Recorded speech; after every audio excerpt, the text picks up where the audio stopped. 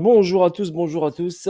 C'est avec vous, c'est Trading. Donc là, je vais vous faire une petite analyse d'Algorand. J'ai trouvé un peu le graphe intéressant au niveau pédagogique, au niveau setup, au niveau tout ça pour vous expliquer. Donc je vais prendre mon temps. Voilà, Algo, on va essayer de bien expliquer en daily. Donc en daily, ici, j'ai en juin 2019 une grosse baisse ici. Au niveau fondamental, je ne sais pas pourquoi il y a eu cette grosse baisse. Moi, je vais vous analyser que le côté technique. D'accord? J'ai pas trop checké le fondamental.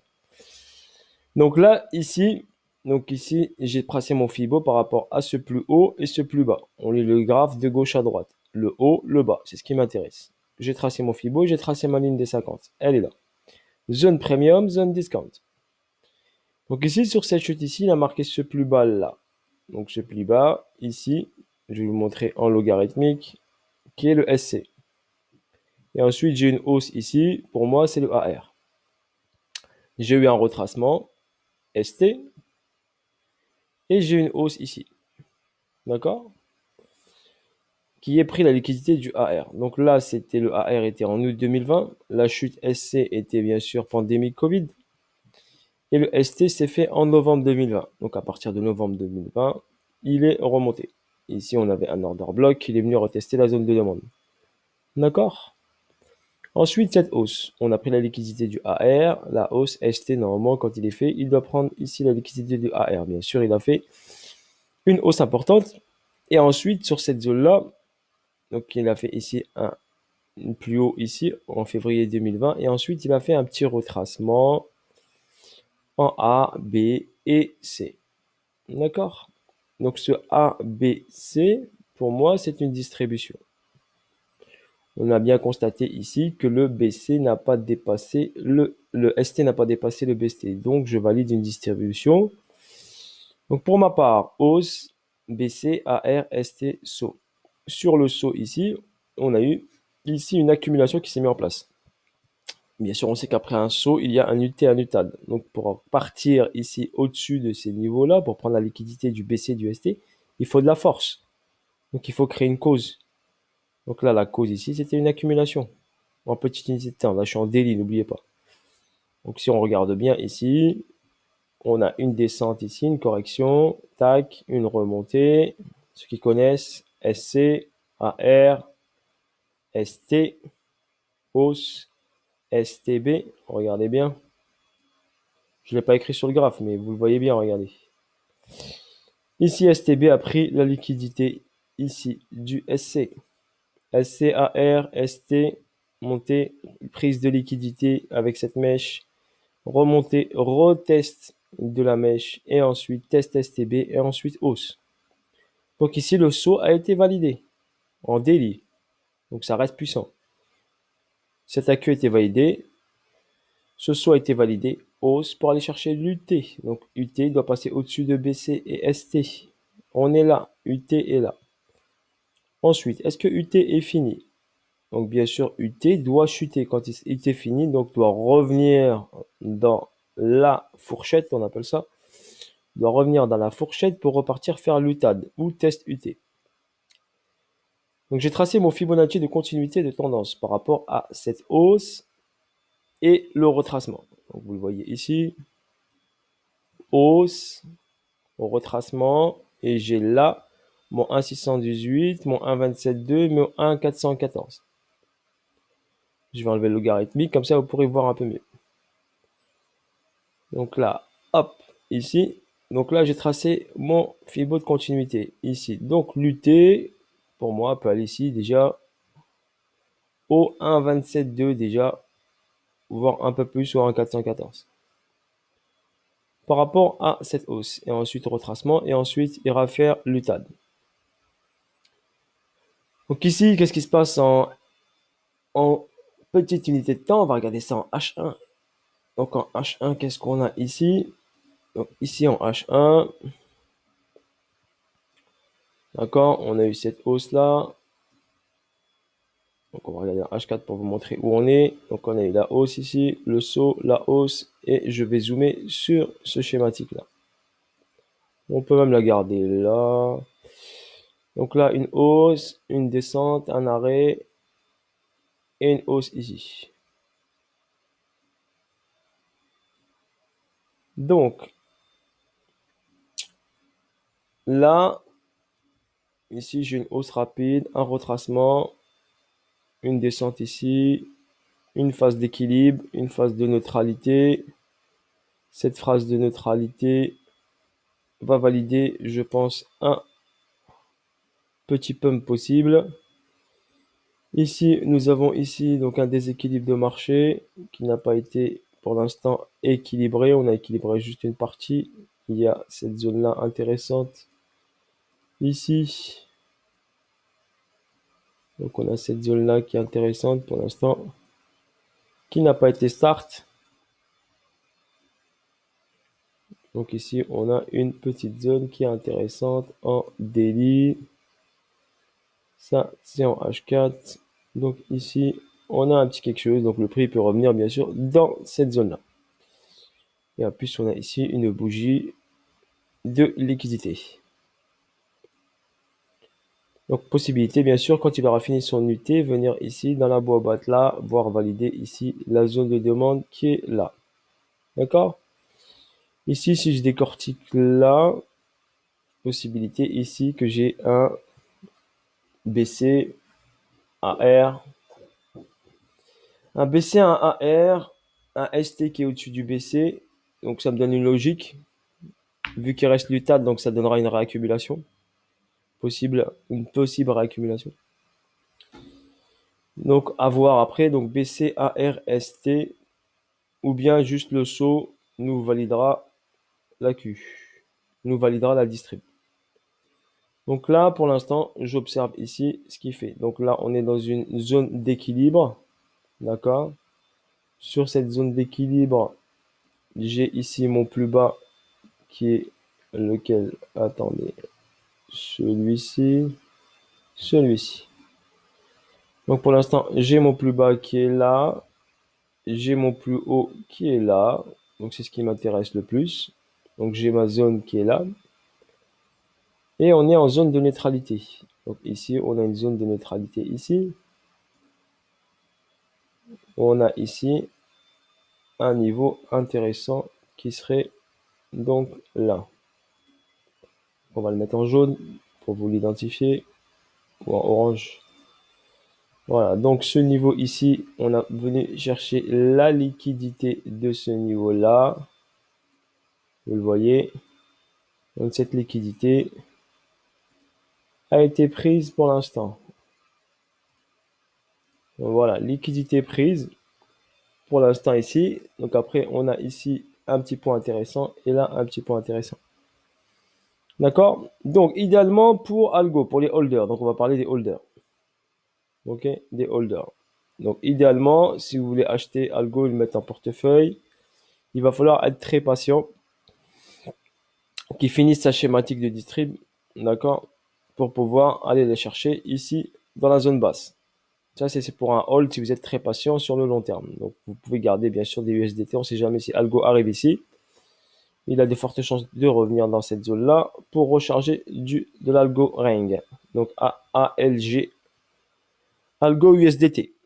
Donc, pour l'instant, il est sur la distrib. Donc, on a BCAR, il doit faire son ST, il doit rechuter, faire son UTAD. Et son UTAD, bien sûr, peut aller ici, aller chercher peut-être l'ATH sur l'UTAD. Ensuite, on va faire très simple. Donc là, par exemple, si vous regardez, vous avez ici vos vagues. Il y en a qui aiment bien les vagues. Donc, je vais vous montrer les vagues. Donc ici, vous avez une vague 1, une vague 2. D'accord, vous la voyez, vague 2 ici. Ensuite, vague 3. Ensuite, retracement 4. Et après, on est sur la 5. D'accord, donc quand il aura fini ces 5 vagues, forcément, il va corriger fort. Il va corriger A, B et C. D'accord? C'est pour ça que je te dis, potentiellement, il peut venir bien bas. Vous pouvez bien sûr après en recharger. Regardez, A, 2, 3, 4, 5.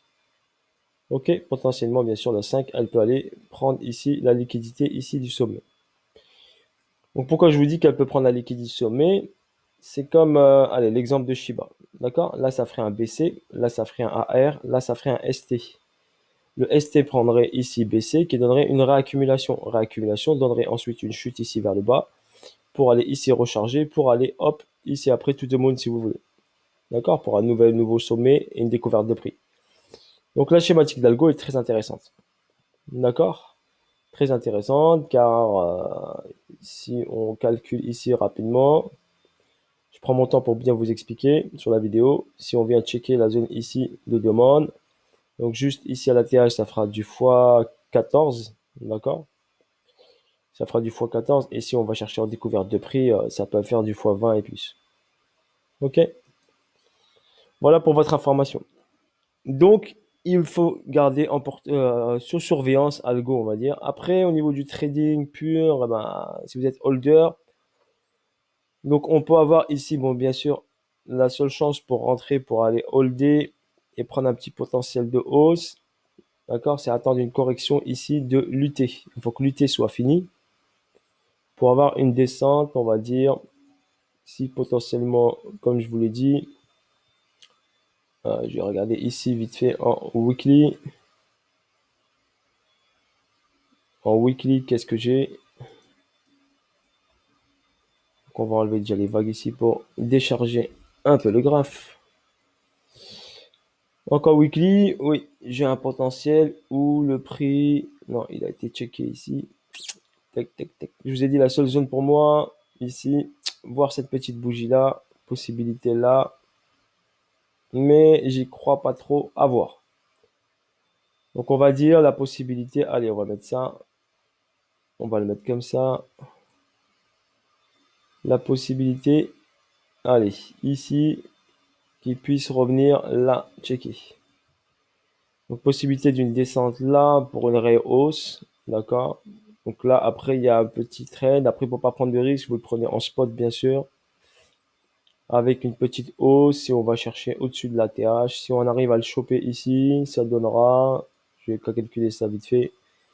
Si on le chope là, on va choper un peu haut, ok, et on ira ici. Bon, il y a quand même un petit x2 à faire, d'accord. Il y a quand même un petit x2 à faire, voire un tout petit peu plus. Donc s'il va chercher le 2.618, attendez, on va regarder ça. Voilà, si l'UTAD va chercher le 2.618, ah, il y a un petit x3 à faire. Un petit x3 qui n'est pas négligeable. Donc, on va essayer de travailler ça. Le prix ici, s'il revient ici, ce sera intéressant pour un petit x3. Il y en a qui vont me dire, ah, x3, c'est pas beaucoup. Mais vous êtes fous. En trading, x1, x2, x3, c'est magnifique. Si vous rentrez bien. Mais vous cherchez tous x10, x100, x1000, tout le monde. Bah, rêvez pas. Regardez déjà sur le Bitcoin, vous voulez trader le Bitcoin. Bitcoin, au pire, il va faire quoi? Du x2, du x3. Et vous êtes content. Ah, j'ai acheté du Bitcoin. Ah, je suis au top. Ouais, mais le Bitcoin, x2, x3 maximum. Donc, vous peignez pas ici sur une crypto que vous avez un x2 ou un x3. D'accord? Vous ne pouvez pas faire le million sur un trade, c'est impossible. À part sur Shiba, comme je vous ai montré sur la vidéo d'hier, où je connais deux personnes qui sont devenues millionnaires avec 300 balles. D'accord? Avec 300 et 400 balles, ils sont devenus millionnaires. C'est possible, mais ils ont saisi, ils ont eu facteur chance. Facteur chance, facteur opportunité. La news, ils ont osé. Ils ont pris leur coronesse, leurs bras. D'accord? Ils se sont dit, hop, on met un billet dessus. Et après, ils ont gardé, holdé. Jusqu'à arriver ici, ils ont vendu, bien sûr, une partie pour encaisser le million. Ils en ont gardé une partie. Moi, à leur place, j'aurais encaissé pratiquement 80% de ma position. Après, c'est leur choix personnel. Ok, voilà, sur Algo, c'est ça. Donc là, il y aura un truc intéressant pour aller faire un x2 ou un x3. Ensuite, je vais utiliser ici mon Fibo de retracement. On va prendre ici, clac, le plus bas, la vague 1. Donc par rapport à cette vague 1 ici, clac.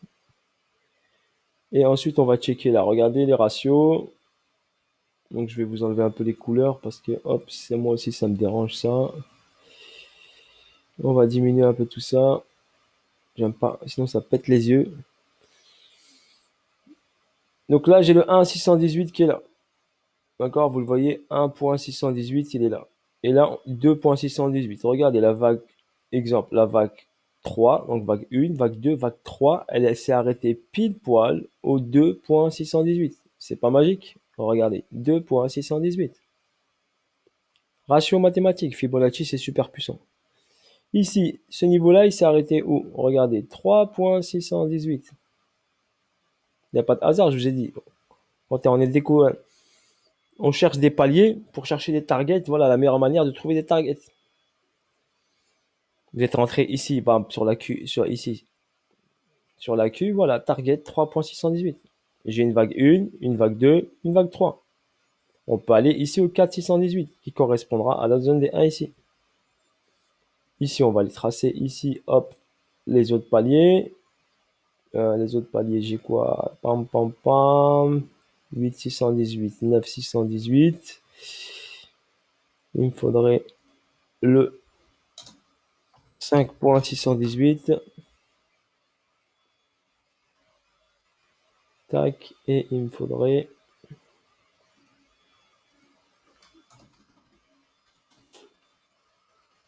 le 6,618. Après ça, c'est ma méthode, hein. Vous n'êtes pas obligé d'adhérer ou pas adhérer. Après, c'est votre choix personnel. D'accord? C'est votre choix personnel. Attends, il y a un petit bug ici. 6, 5, 7. Ouais, j'ai 2, 6. 2, 6, 7, 8, 9. Ouais, celui-là, on va l'enlever. Allez, clac, bim. Voilà.